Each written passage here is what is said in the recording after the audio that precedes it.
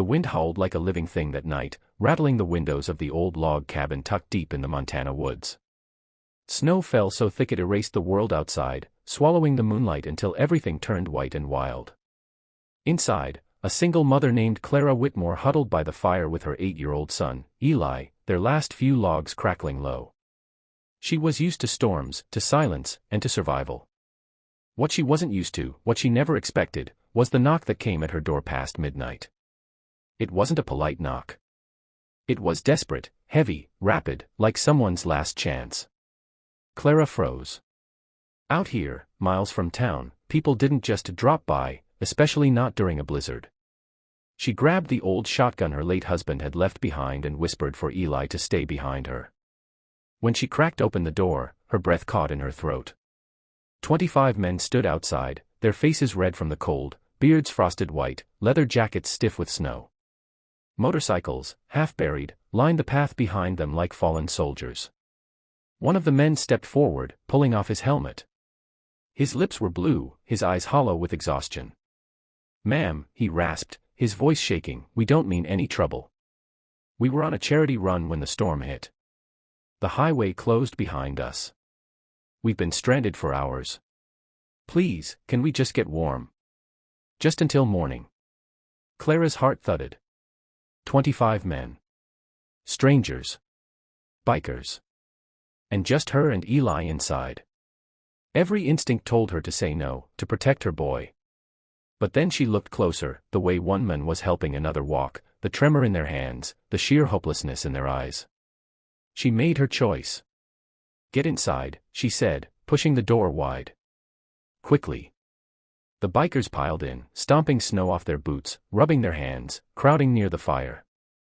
The cabin filled with steam, the smell of leather and exhaustion. Clara fetched blankets, towels, and every scrap of food she had, 2 cans of soup, a few potatoes, and half a loaf of bread. It wasn't much, but it was something. The man who'd spoken first introduced himself as Reed, the president of the Iron Souls, a biker club known for veteran charity rides. He thanked her over and over, promising they'd repay her somehow. All night, Clara worked, boiling water, handing out blankets, drying gloves by the fire. The men slept on the floor, curled up like soldiers in a trench. One of them, a younger guy named Tommy, played cards with Eli and showed him how to make shadow animals against the wall. By the time dawn broke, the cabin felt strangely alive, filled with laughter and gratitude instead of fear. When the storm eased, the bikers got ready to leave. They insisted on clearing her driveway, digging out her car, and stacking the last of her firewood. Reed pressed a folded note into her hand before he left. "You saved our lives last night," he said quietly. "We don't forget things like that." Then they rode off into the white morning, their engines echoing down the valley. Clara didn't expect to see them again. But the next morning, as she was feeding the chickens behind her cabin, the sound came again, this time not one engine, not 20, but hundreds. The ground trembled under her boots. Eli came running from the porch, eyes wide. "Mom. Look." When Clara turned, she couldn't believe what she saw. The road, the field, even the slope leading to the forest, covered with motorcycles. More than 200 riders had surrounded her cabin, their jackets glinting in the morning sun. Reed was there again, at the front, grinning wide. Behind him, trucks were unloading wood, food, supplies, everything a person could need for the winter.